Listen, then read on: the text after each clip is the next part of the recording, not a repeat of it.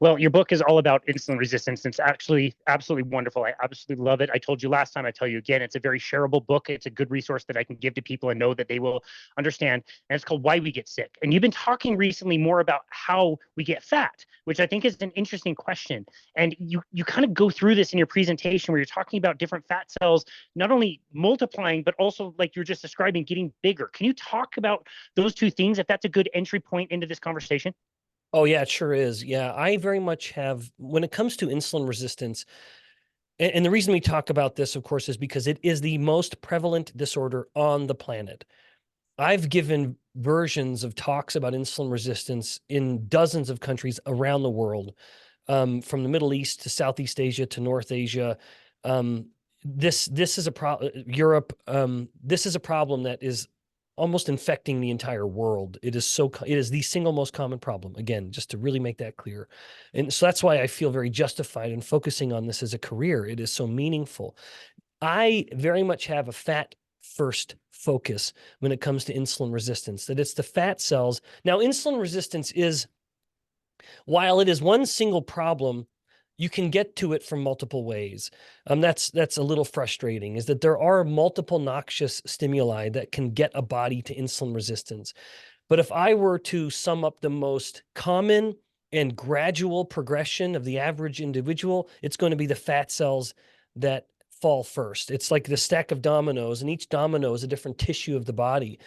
It's the fat cell that is the first domino, and then it starts bumping into the liver and muscle and the pancreas, and other cells of the pancreas.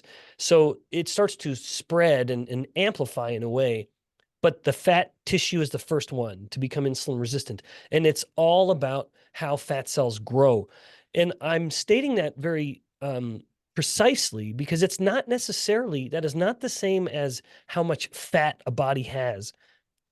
Or to say that all another way, it's not a matter of fat mass. It's a matter of the size of each individual fat cell that determines whether this body is getting ever more into insulin resistance and inflammation, or whether it is staying healthy, insulin sensitive and metabolically sound. Now, as you alluded to, you could have two different people who have gained the exact same amount of fat. Let's say they've each gained 10 pounds of fat, but they can have gained that fat through two totally different mechanisms. One of the things, again, that is unique about fat is not only its ability to grow each cell substantially, but also to multiply in some instances and in some people. Now, and these are two different processes, respectively, called hypertrophy, when the size of each cell is changing, their volume, it's like you're blowing up a balloon, or opposed to hyperplasia, which is when the size of the fat cell is normal, but they're multiplying, they're proliferating. So we're not blowing up the balloon, we're just getting more balloons in the pile here. And so there's relatively more we're holding on to. But again, it's whether the size of the balloons have changed, but the number hasn't, that's hypertrophy, or whether the number has changed, but the size really hasn't, that's hyperplasia.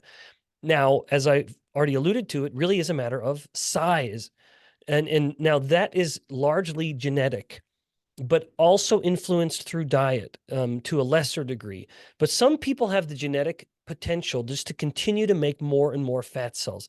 These are the people who can continue to get fat. They just keep getting fatter. These are the people who get to 500 or 600 pounds. The average person could never get that fat. Casey, you and I could do our darndest. We would never get that big. Maybe we'd get to the upper 200s, maybe 300. For me, that would be impossible. Maybe I would say at the most, I could get to the mid 200s. I simply could not get any further than that. And that's because my body doesn't make limitless new fat cells, as most people's body don't. And so there ends up being this kind of threshold. Because your fat cell number isn't changing, it really is a matter of how full can your fat cells get. Now, a cell can only get so big, just like a balloon can only be filled with so much water. If it continues to force more fluid in or fat in the case of the fat cell, it would burst. The same thing would happen with the fat cell. So the fat cell that's undergone such substantial hypertrophy begins to resist the signal telling it to continue to grow. That signal is insulin. There's no other signal that's telling the fat cell to grow like insulin is. And so as the fat cell is reaching a point of maximum dimension, it begins to tell insulin, insulin, you want me to keep growing, but I can't.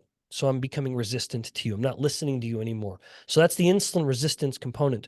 But at the same time, fat cells, every cell in the body must be within just a few micrometers of a capillary or blood vessels in order to get oxygen and to give up its CO2 and to get nutrients and to give off its waste metabolites. So it needs to be within a few microns or a few micrometers. Unfortunately, with hypertrophy, a fat cell can get to several times that same distance. And so the fat cells start to push each other further and further away from capillaries and thus begin to suffocate, which is a process or a term called hypoxia. Now, one way to correct the hypoxia is for the fat cell to begin secreting pro-inflammatory hormones or proteins called cytokines. And they do, in fact, activate inflammation in the body. But one consequence of the inflammation is the growth of new blood vessels. So the fat cell is secreting all of these pro-inflammatory proteins in order to induce the production of new blood vessels in an effort to try to correct its hypoxia. Now, it does improve the ability of the fat cell to survive, but then the rest of the body is paying the consequence for this. These two things, becoming insulin resistant and becoming pro-inflammatory, that the fat cell is doing in order to ensure its own survival, become two very relevant things when we look at the consequences throughout the body. So the rest of the body is suffering all in order for the fat cell to continue to survive. And as I mentioned, it's very much genetic. And our genes, of course, determine our sex. And so it's no surprise that there's some sex-specific phenomena here as well, namely that women have a higher capacity for hyperplasia than men.